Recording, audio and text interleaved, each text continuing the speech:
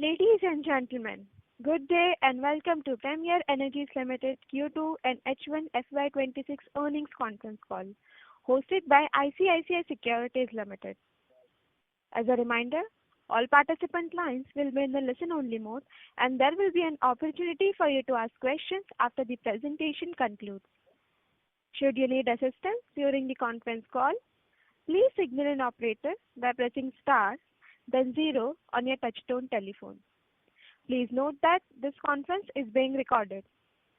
I now hand the conference over to Mohit Kumar from ICICI Securities Limited. Thank you, and over to you. Yeah, thanks, Ikra. Good morning. On behalf of ICICI Securities, I welcome you all to the Q2 FY26 earnings call of Premier Energies.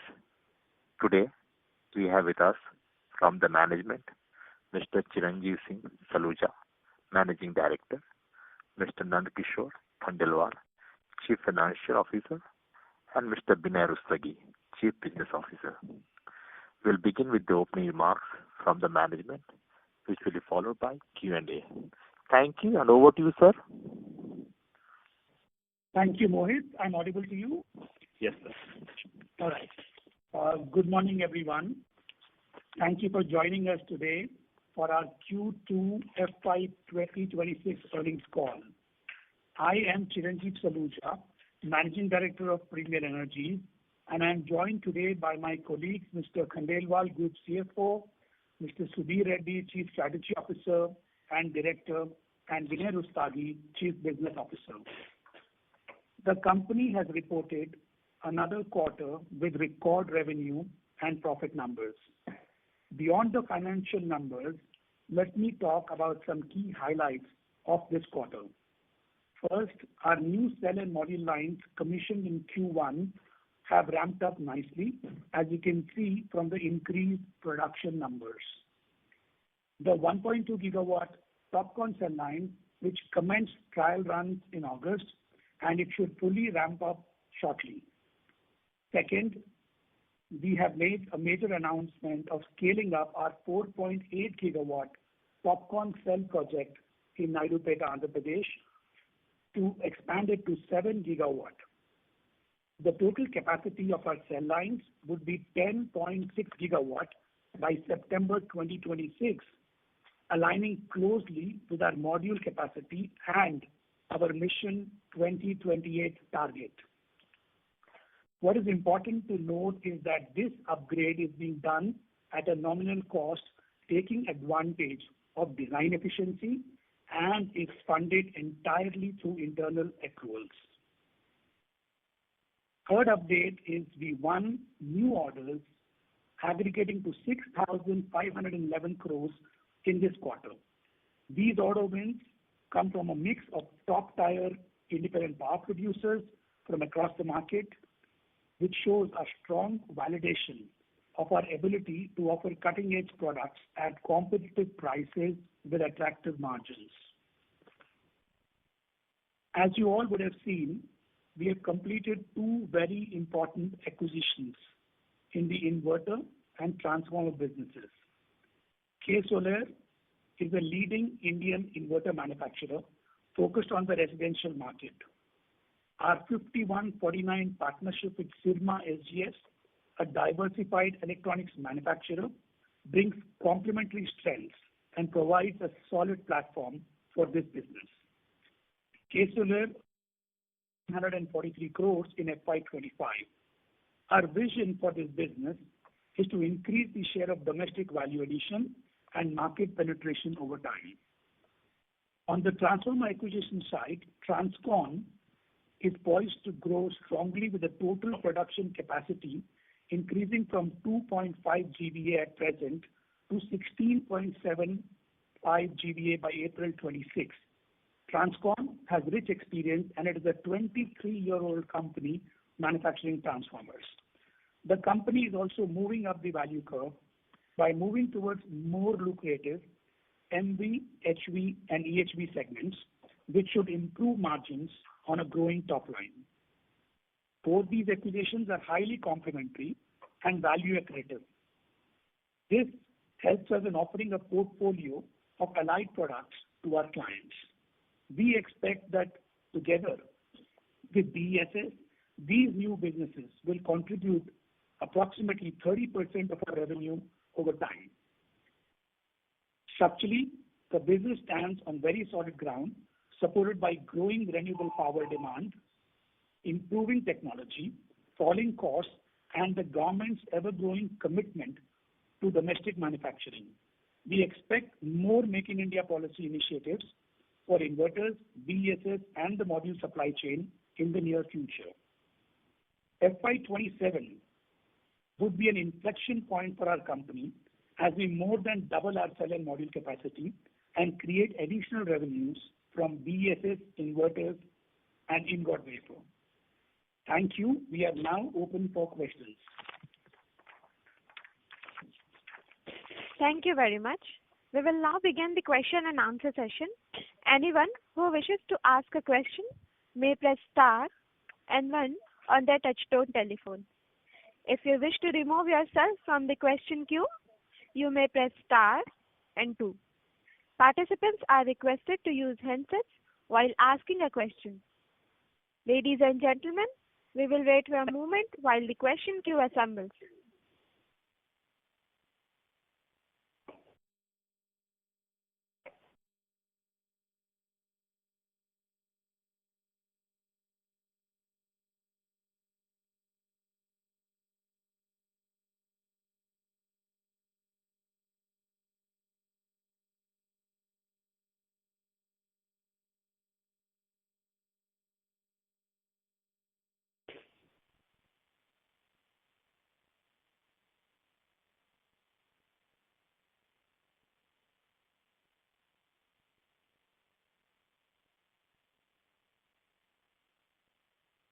The first question is from the line of Deepak Krishna from Kotak Bank.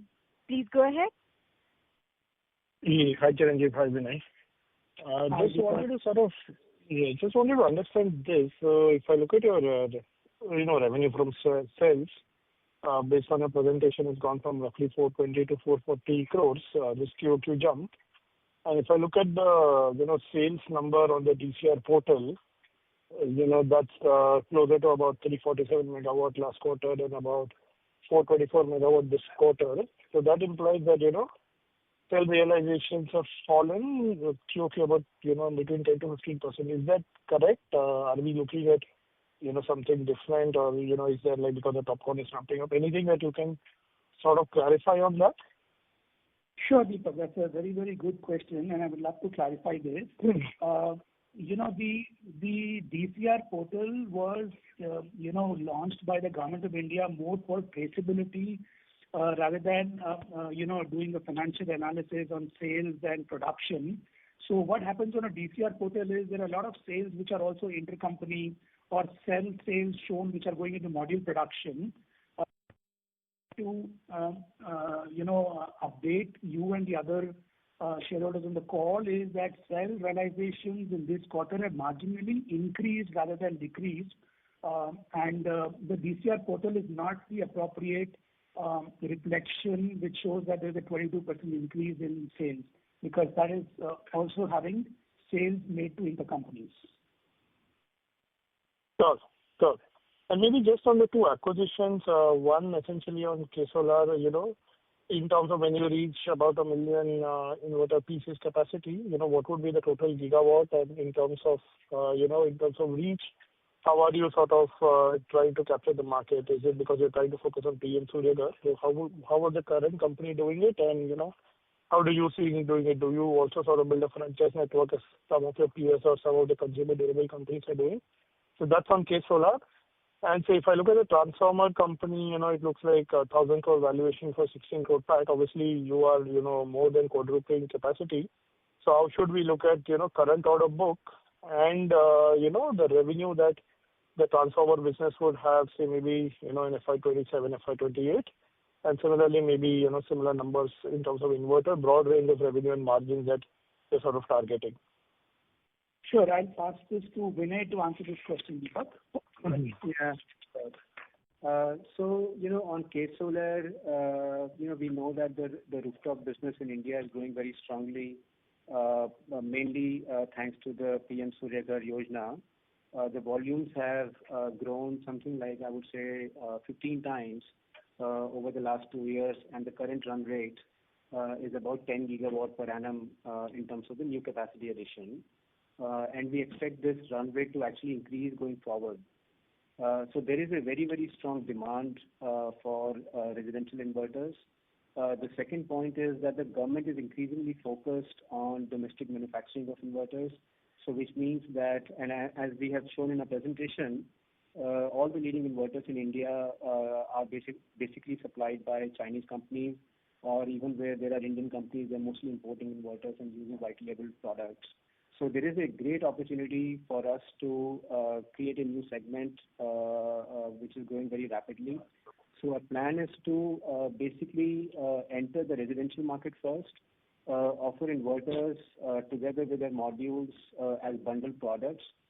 We are also expanding our retail supply chain, investing into the distribution network. So that is the starting point.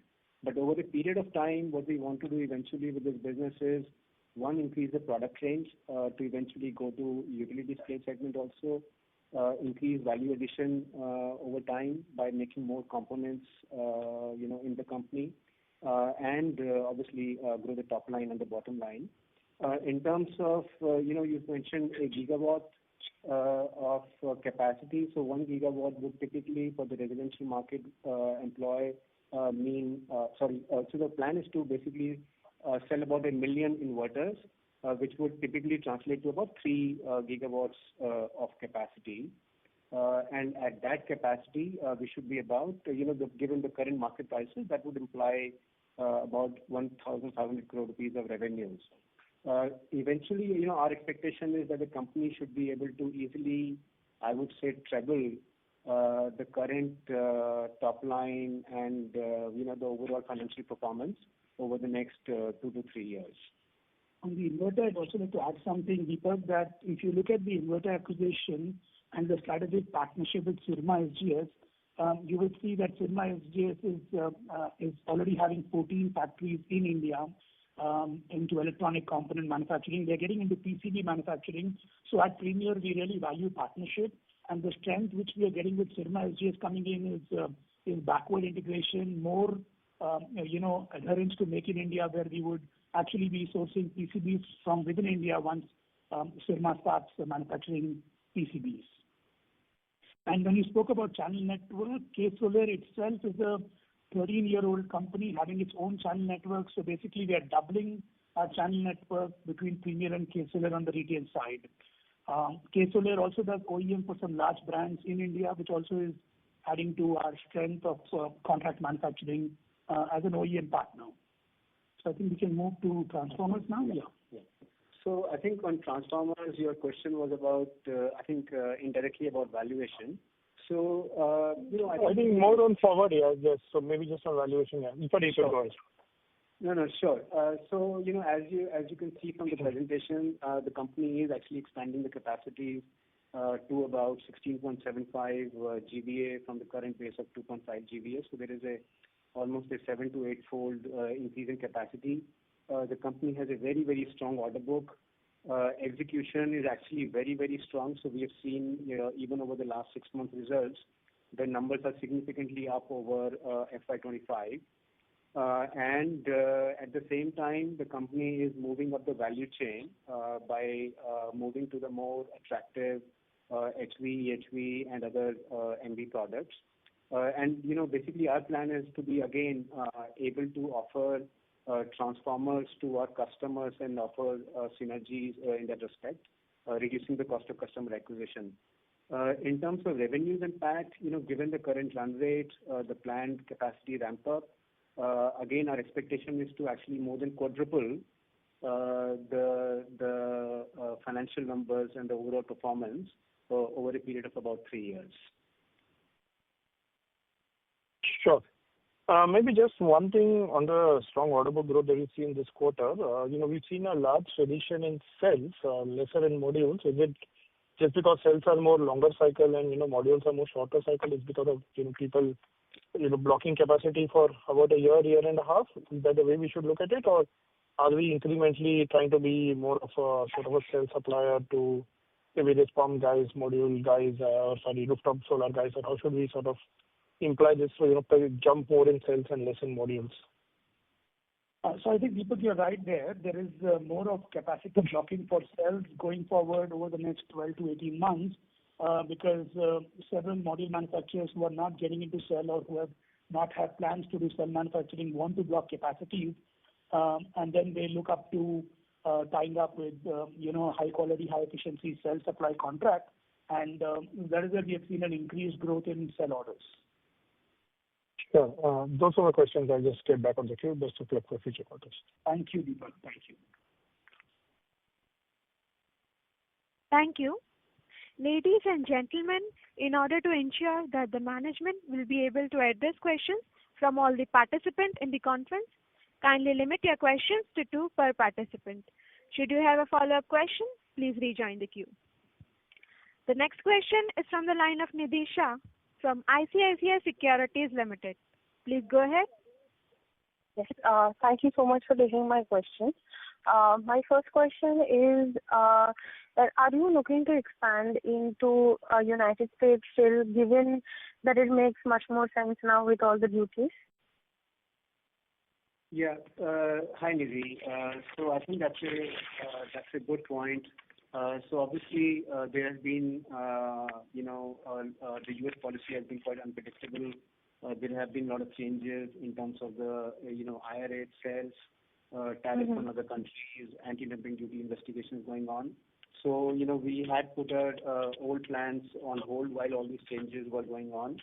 But now, I think as we begin to kind of get more clarity, it does seem like, making the U.S. is going to be very attractive, particularly as the IRA incentives for manufacturers will stay until almost until 2031, 32.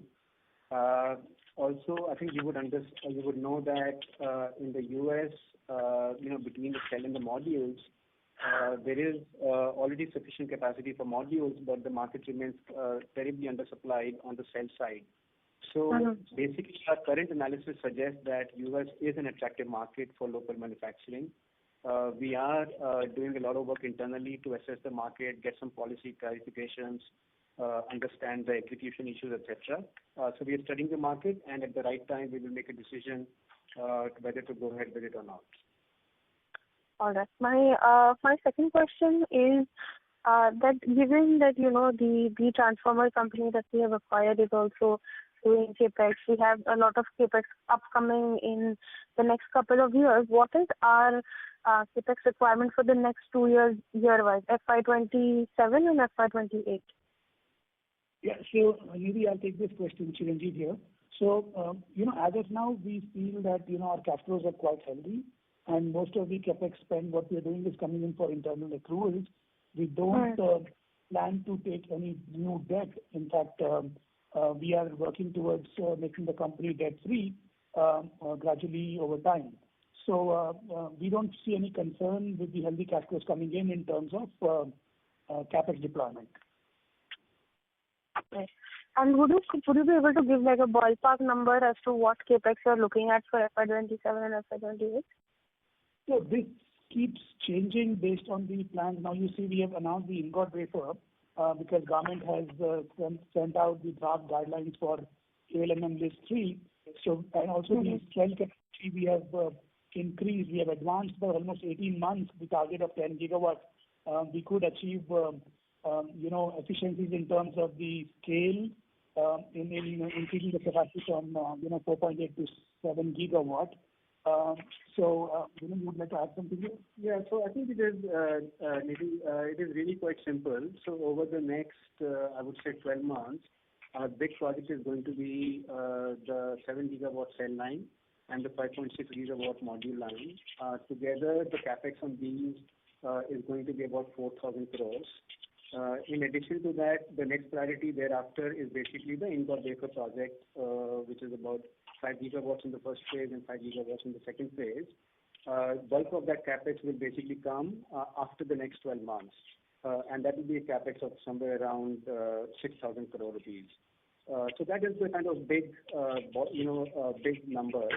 Rest of that will be some marginal capex here and there on incremental upgrades and other businesses.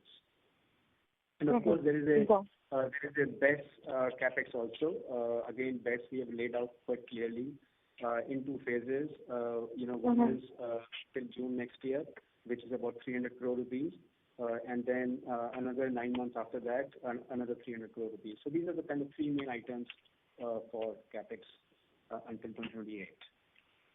All right. Yeah. Thank you so much. Thank you. The next question is from the line of Nitin Arora from Axis Mutual Fund. Please go ahead. Hi, good morning, team. Just two things wanted to know. Morning, sir. Just two things wanted to know. One, we looked at your revenue for this quarter. So, given strong backlog, it looked a little slower ramp up on the revenue side. If you can throw some light, was it related to something on the client side? Number one. And number two, when you given a press release in the presentation, you stated about 4.8 and 2 gigawatt of cell getting commissioned in June and September 26. This, I think, earlier was planned to achieve this cell capacity in FY28.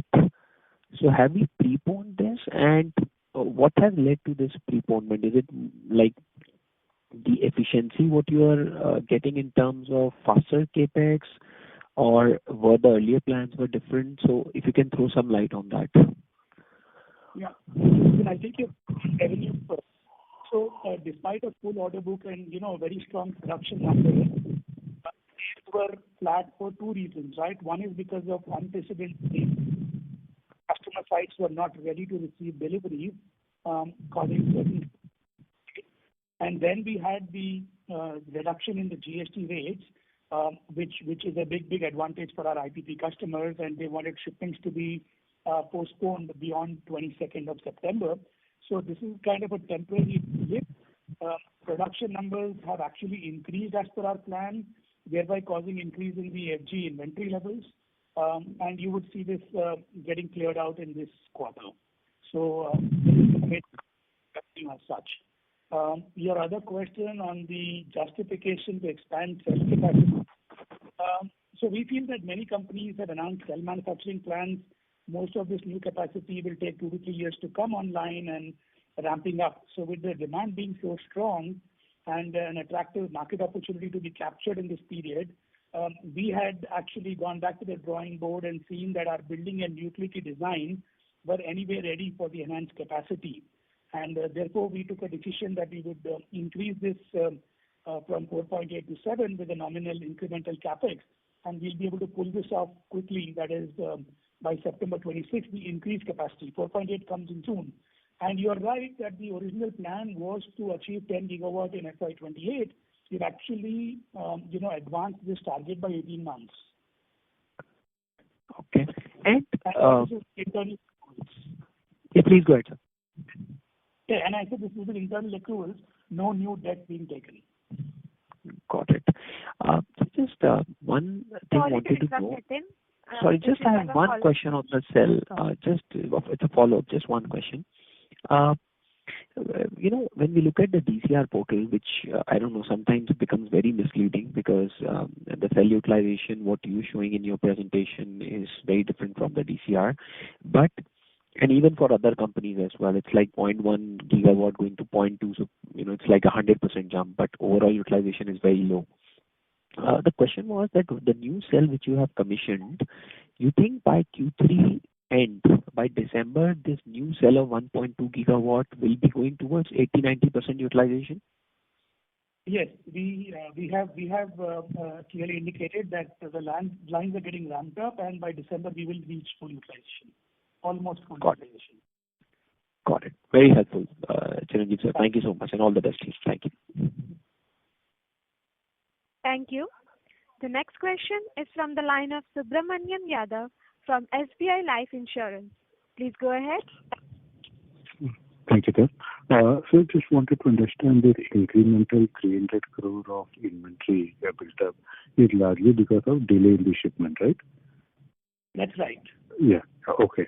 And sir, just to understand on the cell realization front, because we refer the DCR portal and as you explained that the number is misleading. So just to understand some flavor, how much realization has improved quarter on quarter, if you can give some color on that, because as per our calculation, it is a decrease. So it would be really helpful. Yeah. So, Mr. Subramanian, I think the calculation which is as per you, which is based on the DCR portal, we have clarified that the DCR portal just talks about sales done. It doesn't show the clear demarcation if the sale of cell has been an intercompany sale. So, which means that data is incorrect. But if you want to understand what has happened on quarter, the cell realization is marginally increased and not decreased. When I say marginally increased, it's a very small number, but there's no reduction we have seen in the selling prices. Okay. But, sir, the DCR sale of module. If you have a follow-up question, please rejoin the queue. Okay. Thank you. The next question is from the line of Mayur Patel from 361 AMC. Please go ahead. Congratulations, Chiranjeev and the team for again stellar performance. And it's heartening to see 18 months advancement of the expansion plan. I have just two questions. One, this 1.2 gigawatt new facility, have we achieved our desired level of efficiency, or it is still in the stabilization mode? It is still in the stabilization mode. We are almost there. We will achieve full ramp up and stabilization by December. Okay, and that would what should be the ultimate efficiency which you would be targeting in this new TOPCon facility? We are targeting an efficiency of over 25.2 to 25.4, above 25.2. And just lastly, BESS, what is the scalability we should assume next year, say for FY27, in terms of revenue, or if you can give any insight about what's the scalability in the first year of operation in BESS? Sure, I'll leave it to Vinay to answer this. Hi, Mayur. So we're expecting the first phase of the BESS line, which is 6 gigawatt hours, to be completed by June of next year. There will be obviously a slightly slow ramp up, and this line would effectively be capable of producing about 4 gigawatt hours of end products. So we would expect very roughly about 50% annual output, say somewhere between 2 to 3 gigawatt hour in FY27. And the realizations in the industry currently are at about, I would say, somewhere around 60 to 65 lakh rupees, depending on exact specifications, duty rates, etc. So that will give us a turnover of about, if you use that simple maths, that will be equivalent to about 1,000 crore rupee plus of revenues in the first year. Got it. Thank you so much. I'll join back the queue. Thanks. Thank you, Mayur. Thank you. The next question is from the line of Amit Mahawar from UBS. Please go ahead. Yeah, sir, hi, congratulations on great operational set of results. I just have two quick questions. First is, seemingly the domestic demand can be very, very strong if we go by the policy framework, the uptake, YTD on solar, and your capacity expansion plans are also echoing, the same, the way we are preponing to capture maximum value. Sir, how do you think the dynamics playing out in China on anti-involution, the local government, central government there in China stand impacting the profitability for us? Because there is a point till which we can localize and integrate. So any color on, that first? That's the first question. Yeah, sure, Amit. So I think China, again, is a little bit unpredictable in the short term because of the changes, as you mentioned. There is a very strong effort by the companies, who've been making these losses, which are unsustainable in the long run. And now the government has also got involved there is an attempt together with the government to try and boost profitability of the segment. Now, the counter, and obviously polysilicon prices have gone up and there have been consequent increases in wafer prices and cell prices also. But the counter to that argument is that demand in China is slowing down with the move now to market tariffs as against feed-in tariffs until June of this year. Exports to US have completely stopped. Exports to India, module exports have completely stopped now. And cell exports are very strong right now, but they will also kind of come down and get phased out over the next 2 years. So, while the government is trying to reduce capacity or improve prices, there is a big negative impact on the industry, on the Chinese industry in terms of slowing down of demand. So I think, our view is kind of very hard to say, and we will have to see how the things develop. But, our view is generally that, the prices have nearly stabilized and don't have much more room to go up from current levels. Sure. Thank you very much. That's very helpful. Second and quick question is on the expansions that companies are planning in India, right? Module is a gone case now, and the focus is now on cell, integration and then wafer and ingot eventually. The cash flows currently are very, very strong, but these are bound to change. So the profitability and the cash translation that we will see in the next 2-3 years might be very different than the current case, even despite the integration that top 3 for incumbents achieve. So any color on how should we see, where will this settle, in the next 2-3 years, assuming local demand still stays at 30-40 gigawatt annually. So any color, on some dynamics of what cash we translate, the returns that we make, that changing the way capacities are coming. So any color on that, sir? Thank you. Yeah, I'll take this question. I think it's very difficult to give a forward-looking guidance as a previous perspective, but if you talk of industry, we have actually given in our earlier presentations also a report from Bloomberg which talks about what the deployment capacity in India would be by 2035, if I'm not mistaken. And this is showing a very, strong demand. And to your question on module, getting more and more difficult, you're right, the story is getting more into, backward integration. And we have taken the step towards enhancing cell capacity and achieving our targets 18 months in advance. And within 2 to 3 years, I think the story will move from cell to ingot wafer. And then the ingot wafer, ramping up and scale would play a very key role. Would you like to add something? Yeah, I think, Amit, I think, 1 to 3 years is a, pretty long time in the context of this industry, very difficult to foresee.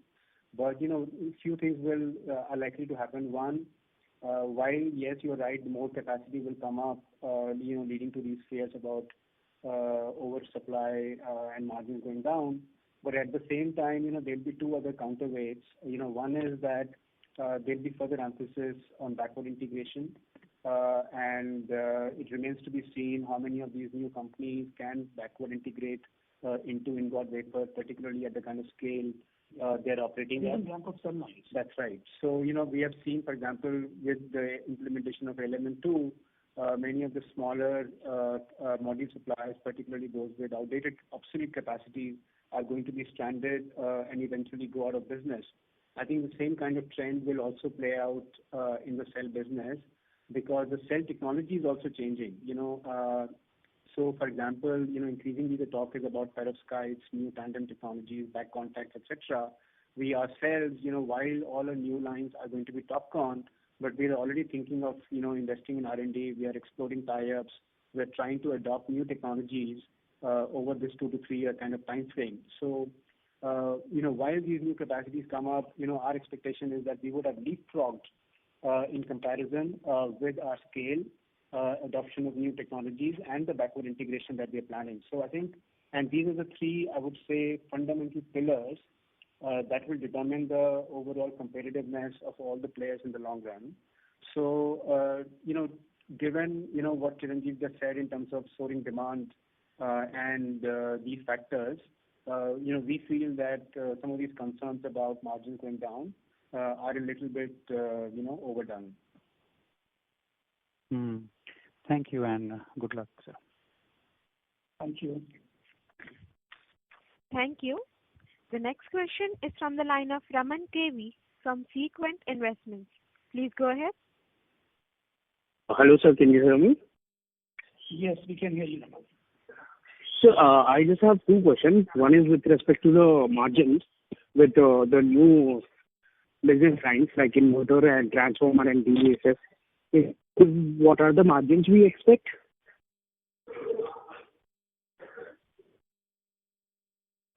So, hi, in terms of these businesses, are fundamentally very different businesses from cell and modules, obviously. Best, I would say, what we are entering into right now in the first stage will be an assembly business where we will basically be importing cells, converting them into battery packs, and eventually containerized solutions. There, the margin, if you look at it purely as like EBITDA by sales or PBT by sales, will be lower in comparison to our current business, which is basically cell and module, but close to the module assembly business. And for transformers, but I think the key thing there again to look at what is your capital employed. Given that it is an assembly line business, the fixed asset turnover will be actually very, very high, something like between 7 to 10 times. And the result of that will be that the overall returns on capital will still be very attractive in line with the current business. On the transformer side, I think again we will see the margins actually going up over the next few years because of the shift towards high value added and larger, more specialized products. So again, it is difficult to give any kind of guidance, but I can just tell you that in the industry, all the analysis that we have done, the leading players make EBITDA margins of somewhere between 20 to 25%, again with very healthy return on capital employed. So we would be hoping that we'll be above these numbers. And what about inverters? So inverter business, again, fundamentally speaking, is going to be very structurally similar to module assembly or BESS assembly business, i.e., lower margins on a percentage of sales, high fixed asset turnover, and attractive return on capital employed. And my second question is, I just want to understand this, the new acquisition which you made with respect to the transformer company.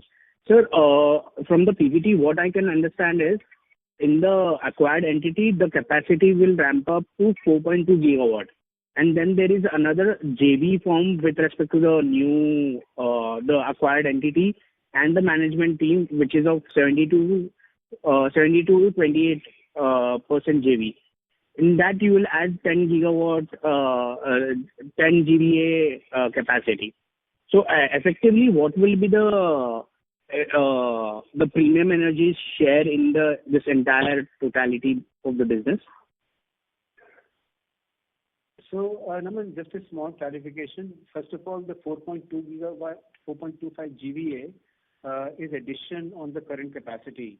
So the total capacity will actually go up to 16.75 by June of April of next year.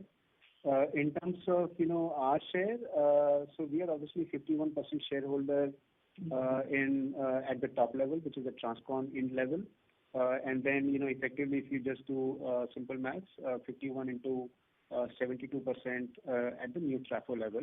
So our share of revenues and profits will be pro rata on that basis. So that will be effectively around 37%, right? Of the new Trafo business in terms of the profit, the bottom lines, yes. Yeah. Yeah, but it also depends on the capacity, right? The majority of the 10 gigawatt is coming into that line. Correct. But it's a subsidiary of Transcon Limited. And Okay. we being the majority owners, the entire top line will be controlled. Okay. Understood, sir. Thank you. Thank you so much. Thank you. The next question is from the line of Puneet from HSBC. Please go ahead. Yeah, thank you so much. My first question is on your capacity expansion on the sell side, and you initially, in your comments, talked about this being brownfield and coming at significantly lower cost. Can you talk how much will it cost versus a greenfield? So hi, Puneet. Yeah, Hi. so we will, the 4.8 to 7 gigawatt, the incremental capex which we're incurring is about 502 crores. And Okay. as we clarified in this call earlier, our existing 4.8 gigawatt line had, additional capacities in terms of utilities, land, the power connectivity, and that's how it really helped us in terms of scaling up with just adding equipment. The initial design of our 4.8 gigawatts had adequate space left for expansion. Now, with the result that, overall on a per gigawatt basis, we have seen a 23% saving in our capex, and then in looking at the demand, the call which we have taken in the interest of the company and the strong order book. Interesting. That's very helpful. And secondly, on BESS, Red Puneet, it's going to be India's single largest single location 7 gigawatt cell line, TOPCon line in one building. Okay. The entire 7 gigawatt will be housed in one location. One block, yes. Okay. Yeah. That's very interesting. And on the BESS side, are you, before that, on the cell side, what kind of timeline are you building in for executing the order book? So the existing order book, it spans between 12 to 18 months. 12 to 18 months. Okay. Yes. That's all from my side. Thank you so much, and all the best. Thank you. Thank you. The next question is from the line of Apurva from IIFL Capital. Please go ahead. Hi, thank you for the opportunity, sir. Wanted to understand if the recent rise in silver prices is going to have any impact on our margins going ahead, and if you can quantify that. Yes. So, yes, silver prices have gone up substantially. There has been, a marginal increase in our BOM cost, but looking at the operational efficiencies which we have achieved, there has been no impact on our margins with respect to silver. We do keep even hedging silver, at various intervals. We have not seen any effect on margins because of this as of today. And going forward also, we feel that with the operational efficiencies which we are reaching in terms of scale, we don't see any problem there. Understood. And also on your ingot wafer capacity plans, can you help us with the execution and then the stabilization timelines expected over there? So we have charted out our plan to have this commissioned by December 2027. The original plan was to set up a 2 gigawatt wafer by June 26. We have now expanded this to a 5 gigawatt ingot wafer instead of just a 2 gigawatt wafer. This is because of the announcement and the push by the government for Make in India and the ALMM List 3 draft guidelines. Maybe Vinay can add something to this. No, I think that explains it, Purva. So, we have always maintained that the government is extremely committed to Make in India and becoming self-sufficient in the solar sector. So, as expected, a very well thought out ALMM 3 draft has come out, and we expect the final policy announcement also to be made imminently, because of which, we get the confidence to kind of accelerate our plans and announce the first phase for completion by December 2027. In terms of, ramp up, we would again expect very much like a cell line. The first line may take about close to about 4 to 6 months for ramp up, which will help us eventually in the second phase in any future capacities. So the stabilization should happen in 4 to 6 months. After the lines are fully built out, yes. Okay. So maybe first half calendar year 28. Understood. And for the new order bookings that we have done, obviously the number has increased quite a lot. What is the realization and the margin profile you are seeing over there for DCR modules? Are you seeing any pressure over there because capacities are coming, or do they remain steady at 24 cents, I think? So I think we don't see a major difference there in realization, and of course the contracts are generally variable in nature with link to wafer prices. But overall, we don't see any major change in the realization. Should we expect 30% margin for this entire order book Sorry to going ahead interrupt. for cells at least? Apurva? I mean, it's a follow-up question. Yeah. So Apurva, it's very difficult to give a future guidance on margins, but generally we would want to say something. Yeah, but I think the only thing to clarify again, which we have also said earlier, is that the overall outlook for sales for the DCR modules remains very strong, and that is obviously going to be the more increasingly more focus of the business going forward. So there the margins are very steady. If anything, like we said earlier, the margins actually went up in the last quarter. On the non-DCR modules, obviously there is a little bit of an overcapacity there, and even there the prices are stable. Margins have slightly gone down, with recent changes, particularly, for example, the cell prices increases, etc. But again, most of these cell prices increases have been passed on to our clients, and we'll see how things develop from here. Understood. Thank you so much.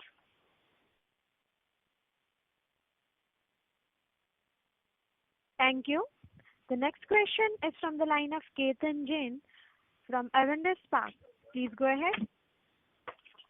Thank you. Thank you for the opportunity, sir. Congratulations on a very good set of results.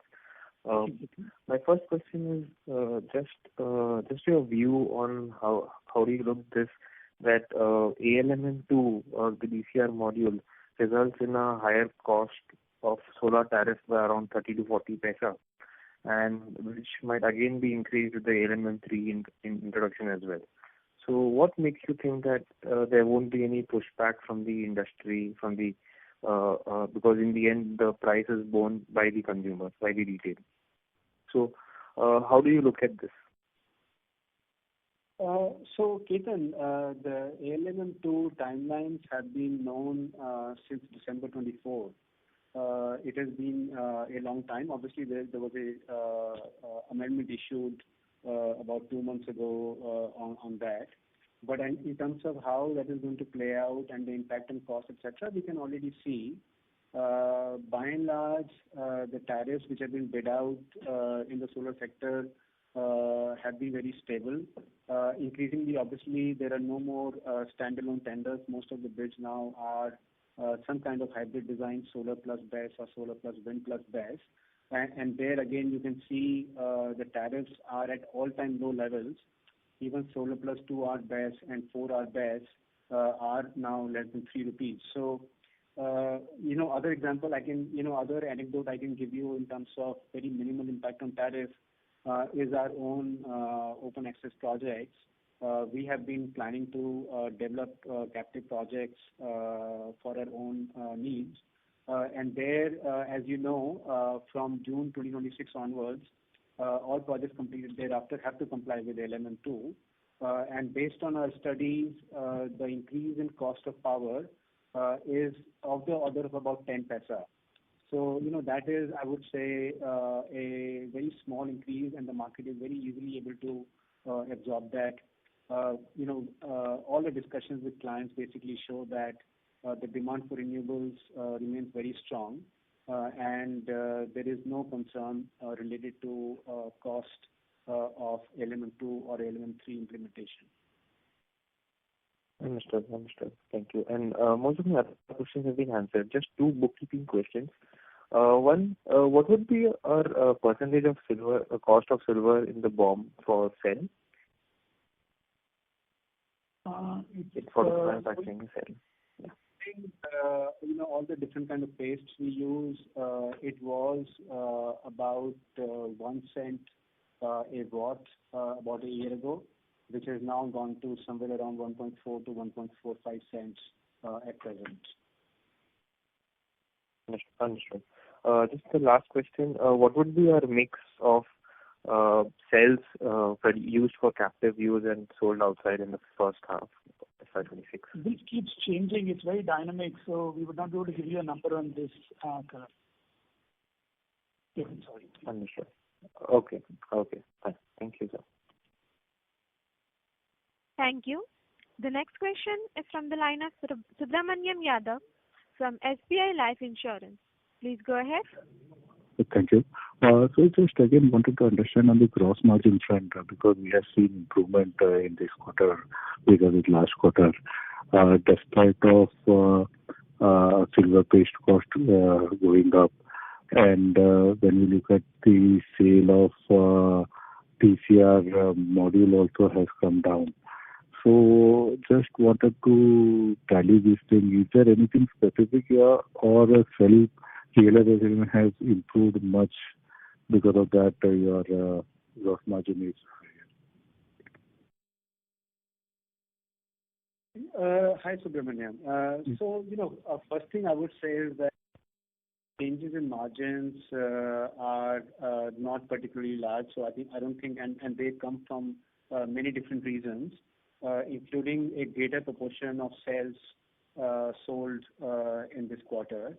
And then, of course, because of the increasing volumes, we also see some efficiencies, particularly on the sales side, as well as fixed cost operating leverage in the business. So I think those are the two main reasons why there was a marginal increase in gross margins.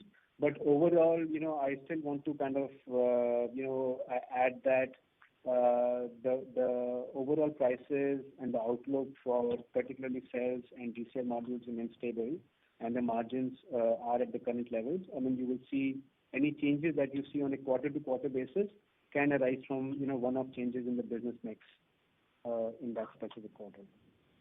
Okay. I think just a bookkeeping question on the depreciation and other income front, because we are commissioned to that module and one cell plant in last 2 quarters, but still the depreciation is coming down. Is there some change in policy again, or other income that also strictly there? If you can explain this. So on depreciation, Mr. Subramaniam, we depreciate some of our equipment on an accelerated depreciation basis. So there has been a slight variance in the depreciation because on certain equipment, what we had embarked on, accelerated depreciation has been completed. But then this keeps on changing based on, our evaluation of specific equipment. So that's why you see a slight change in the depreciation. On the other income, other income is largely because of forex gains. On our, generally forex gains has been favorable in the last quarter. INR has depreciated from 85.7 to around 88 during this quarter, and this has resulted in a gain in the other income. Can you quantify the other forex gain? Sorry? Can you quantify the forex gain? We would not be able to quantify a number now, but yeah. Okay, fine. Thank you very much. Thank you. The next question is from the line of Mohit Kumar from ICICI Securities. Please go ahead. Yes, sir. So one clarification on Transcon. There seems to be competing business, Sealwell Group, right, which also does the manufacturing of transformer, right?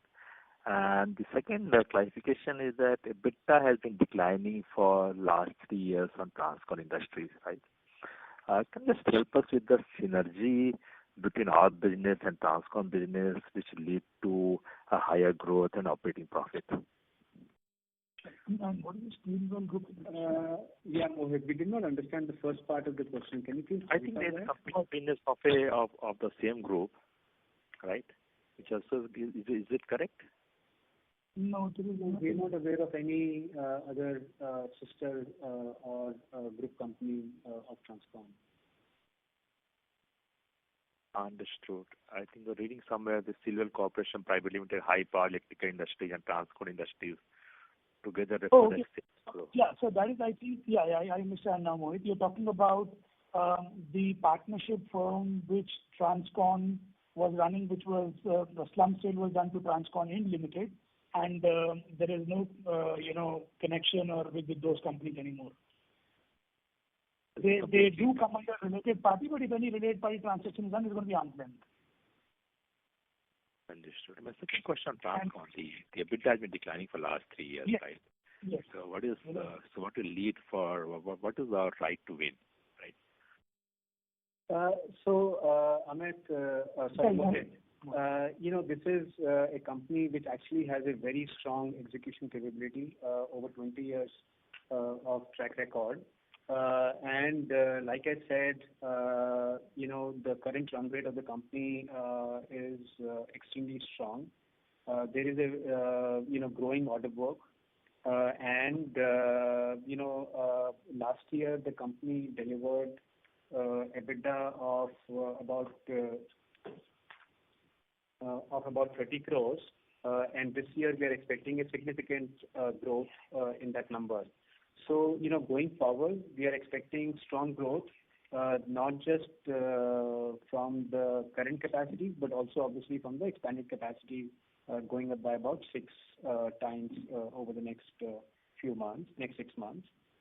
In terms of synergies, a lot of the growth in the transformer business is directly or indirectly, allied with the growth in the renewable energy capacity. Our analysis, all the work that we have done, shows basically that for every gigawatt of capacity that is added into the grid, there is a 10 times the 10 GVA is the demand for transformers. And now, given that about 80% of the capacity installation is now coming from renewables, there is a tremendous synergy in offering these transformers, different range, inverter duty transformers, HV and EHV transformers to the same clients who we are selling our modules, and increasingly, we'll be selling inverters and BESS solutions to as well. So I think there are great synergies, end customer is the same for many of these products, and that is why it makes sense for us to make this go for this acquisition. Understood, sir. Thank you and all the best. Thank you. Thank you, Mohit. Thank you.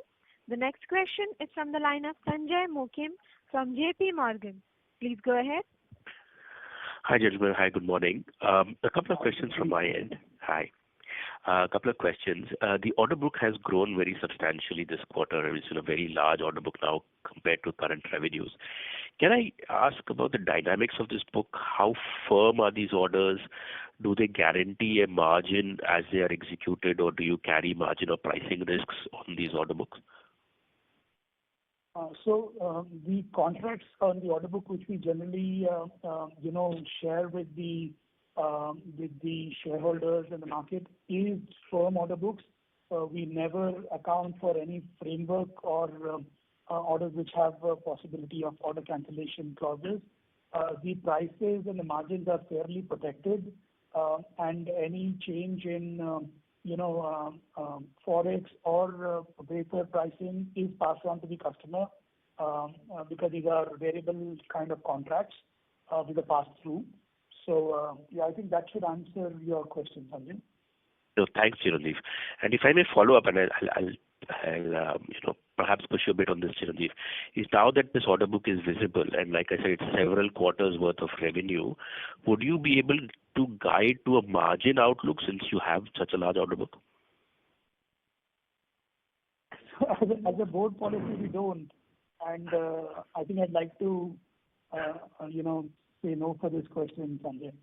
Of course, no, I was just trying. The second question, if I may, Chiranjeev, one of the utility companies recently on their call have sounded a little bearish on new tendering for solar projects, and they've suggested that only 5 gigawatts of renewable was tendered in the first half of FY26, and that about 40 gigawatts of previously tendered solar do not yet have PPAs. Do you see this as like a temporary phase and slowdown before the government figures out the new policy environment?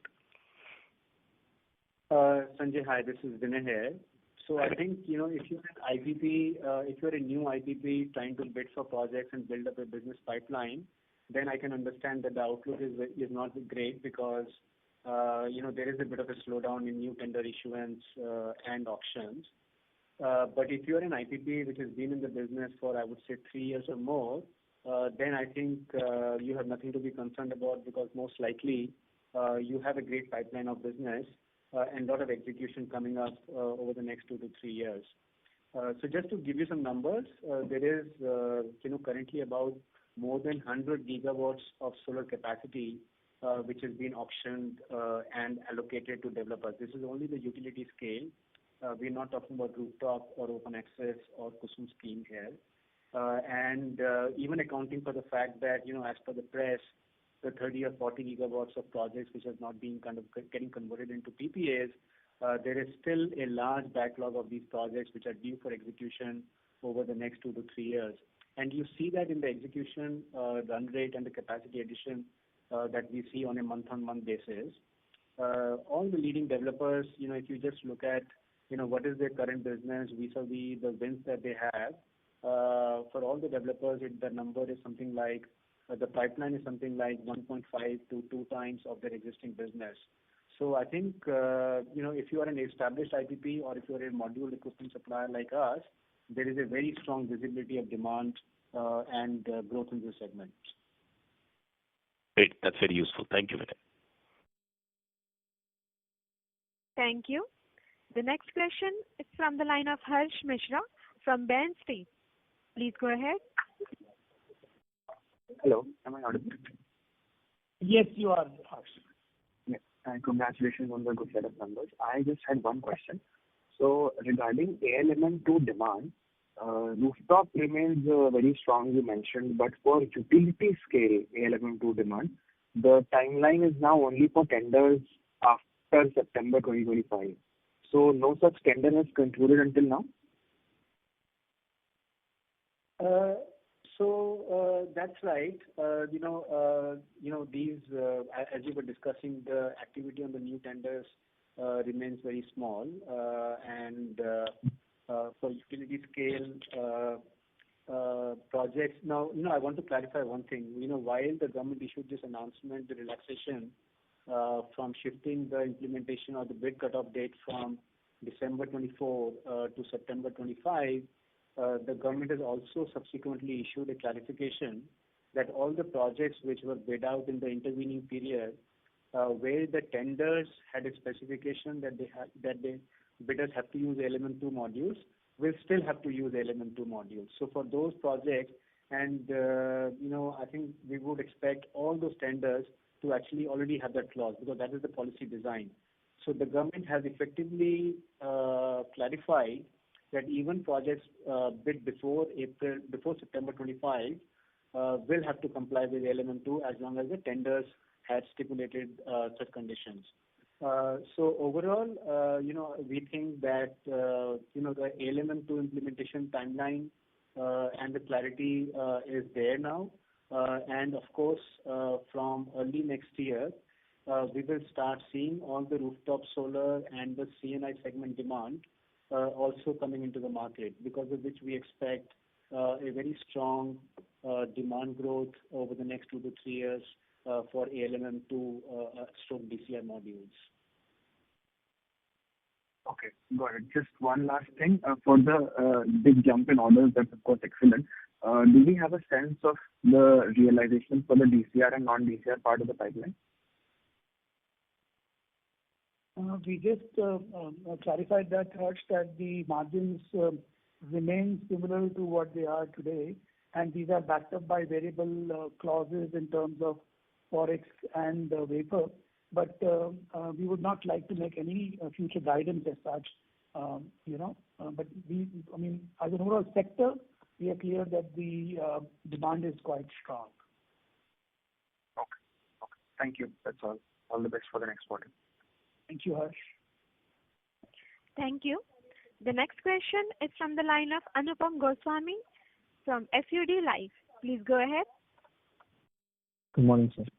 So my first question on the industry, given that new cell capacities are also on the line, and how do you see the operational capacities, efficiency, as well as the quality compared to the tier one and the tier two players in this? And do we see any shift or preference to tier one main cell as ours? Yeah, I think that's a good question. With new capacities coming in, we have always been clear that new cell lines do take time to ramp up and stabilize, and TOPCon is more difficult compared to mono PERC, and small lines which are the scales of maybe 1 or 2 gigawatt would become not quite viable. So there is going to be a clear differentiator over the next 24 months in terms of players having experience, high quality, efficiency, scale, and continuous investment in future technology. So all this is going to play out in a big way. Yeah, and Anupam, one of the learnings that we've had over the years is that the large IPP clients, they want to work with company suppliers with proven track record, offering the latest technology and the best products. And we can see that even in the non-DCR segment, where there is already, concern about huge overcapacity, etc. But despite that, clients are happy to work with us. We are signing large orders for new non-DCR modules at, current price levels. And obviously with the shift towards, ALMM2 products, which are technically much more complex and challenging, we would expect this trend to actually strengthen over the period of time. So clients would naturally gravitate towards suppliers with, bankable suppliers offering scale and the best technology. So I think that definitely we will see some preference for companies like offering these characteristics. So can this be interpreted to smaller players sticking only to rooftop demand, while the utility scale IPPs and CNI customers will go for the tier one with a large capacity and operational execution? So it depends on the capacity, demand and supply. So if large players are able to scale as we are to 10 gigawatt, and for all if the demand is good, we may even go beyond 10. We have enough land and facilities available. So it would depend on which market which player would be able to address. See, they may not have a choice but to compete only in the rooftop market. But even there, companies such as ourselves will be extra competitive because of our scale, procurement advantage, operating efficiencies, best technology, etc. So, we are ourselves focusing on building out the retail business, as we said earlier. And again, all the feedback from the industry is very, very positive. Demand for our products remains very strong. So because of these reasons, we believe that we will be able to compete and offer better overall better product at a better price in comparison to the smaller players. The last question, given the ALMM2 implementation, do we see in the near term any shortage of supply given backlog and of demand and backlog of approvals and sanctions also? So do you see the next year, last 6 months or 8 months, do you see any short supply? So your question is about short supply of domestic cells or ALMM2 yes. modules. Current cell capacity in India is about 27 gigawatt, and the current run rate in terms of production is about 16, 17 gigawatts per annum. These capacities are obviously, many new players have announced new capacities, and our expectation is that by the end of 2027, we should be able to have a total capacity of about 80 gigawatts in the cell business. Production obviously would be much lower because of all the ramp-up time and stabilization time taken by these companies. So I think there will be a dynamic, changing from quarter to quarter in terms of overall demand supply. But the overall theme going forward remains that market should remain tight, protecting volumes and margins for.